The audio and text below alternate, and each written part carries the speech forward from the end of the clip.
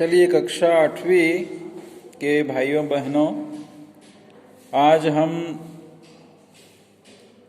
सही जोड़ी पर आपका ध्यान आकर्षित करेंगे, आपको जानकारी देंगे।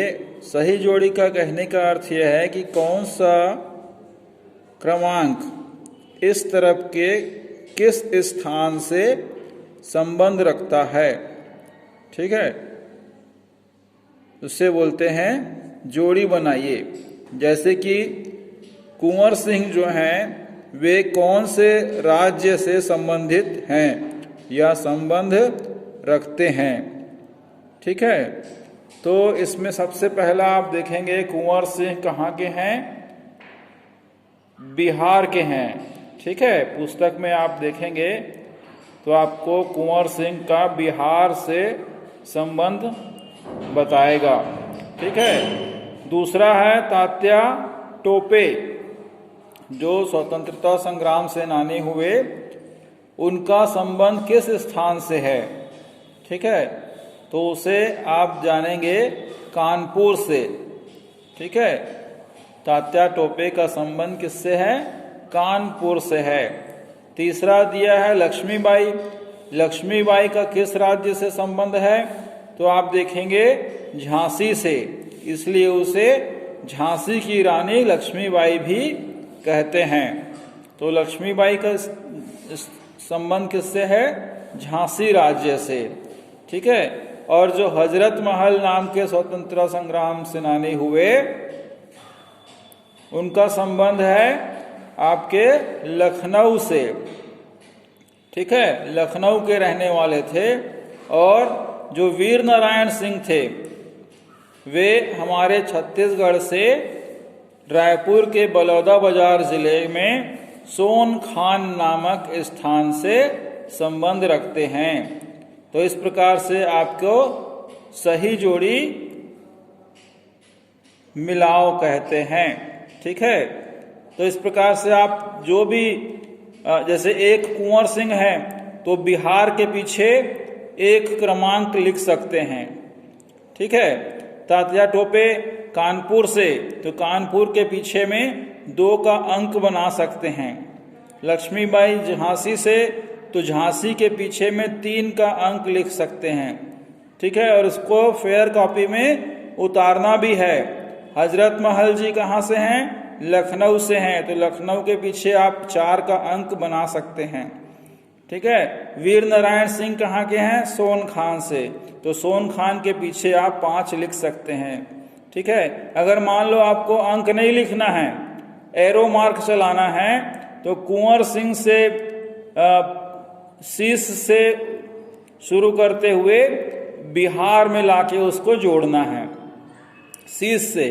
ठीक है, पेन नहीं चलाना है। ठीक है, इस प्रकार से आप क्या करेंगे, सही जोड़ी को बनाएंगे, अपने फेयर कॉपी में लिखेंगे। अब देखिए नीचे सही और गलत बताइए बोल रहा है ना, निशान लगाइए नहीं बोल रहा है, सही और गलत बताइए। ठीक है, तो सही है तो सही लिखना है और गलत है तो गलत लिखना है। ठीक है, अगर यहीं पर आपको बोलता कि सही और गलत का निशान लगाइए, तो सही और गलत का निशान लगाना है। चलिए देखते हैं पहला पॉइंट क्या बोल रहा है। चर्बी वाले कारतूस की घटना 1857 के विद्रोह से संबंधित नहीं है। क्या बोल रहा है प्रश्न, चर्बी वाले कारतूस की घटना 1857 के विद्रोह से संबंधित नहीं है। तो अगर इसे हम ध्यानपूर्वक सुनेंगे, पढ़ेंगे, तो हमने जैसे आपको पाठ में पढ़ाया कि चर्बी वाले कारतूस की वजह से मंगल पांडे नामक सैनिक ने सिडवेल नामक व्यक्ति को गोली मार दी थी, और इसी के साथ ही 1857 का विद्रोह शुरू हुआ था। तो यह जो पॉइंट है उसमें आएगा गलत, क्योंकि चर्बी वाले कारतूस की घटना 1857 से संबंधित है। इसलिए इस प्रश्न का उत्तर क्या आएगा, गलत लिखना है आपको, नहीं है कि आगे ब्रैकेट में गलत लिखकर ब्रैकेट बंद करना है। ठीक है। एक और दूसरा पॉइंट दिया हुआ है, डलहौजी के साम्राज्य विस्तार की नीति। डलहौजी के साम्राज्य विस्तार, जिसको हम विलय नीति भी कहते हैं, ठीक है, और हड़प नीति भी कहते हैं। डलहौजी की जो नीति थी वह विलय नीति थी, उसी पर यह प्रश्न पूछ रहा है। डलहौजी के साम्राज्य विस्तार अर्थात अपने साम्राज्य को लगातार बढ़ाते रहना, विस्तार मतलब बढ़ाते रहना की नीति से देसी राजाओं को बहुत लाभ हुआ। क्या बोल रहा है? देसी राजाओं मतलब हमारे भारतीय जो राजा महाराजा हुआ करते थे पुराने समय में, उन्हीं को डलहौजी की विस्तार नीति से लाभ हुआ, ऐसा प्रश्न बोल रहा है। लेकिन अगर हम ध्यान से पुस्तक को पढ़ेंगे तो हमें यह पता चलता है कि डलहौजी की जो विलय नीति थी, डलहौजी की जो साम्राज्यवादी विस्तार की नीति थी, वह देसी राजाओं के लिए लाभकारी नहीं थी, नुकसान ही नुकसान हुआ था, चाहे जनता को हो, चाहे किसानों को हो, चाहे देसी राजाओं और महाराजाओं को हो। ठीक है, जिसे रजवाड़े भी कहते हैं, तो उनको फायदा नहीं हुआ था। तो यहां पर क्या होगा? ब्रैकेट में आएगा गलत। ठीक है, यहां पर लिखी हुई दोनों ही बातें क्या है? गलत हैं। अब हमें प्रश्नों के उत्तर के बारे में थोड़ा सा विस्तार से लिखना है। ठीक है, प्रश्न पहला क्या बोल रहा है? सन 1857 के पूर्व, पूर्व मतलब पहले, 1857 के पहले अंग्रेजों की सेना के भारतीय सिपाहियों में असंतोष क्यों था? 1857 से पहले अंग्रेजों की सेना में जो भारतीय सिपाही हुआ करते थे, उनमें असंतोष क्यों था या नाराजगी क्यों थी? तो इसका हम लोग प्रश्न का उत्तर लिखेंगे फेयर कॉपी में। ठीक है, तो उसका किस प्रकार से लिखेंगे मैं आपको बता रहा हूं, उसे आप लिखते जाएंगे।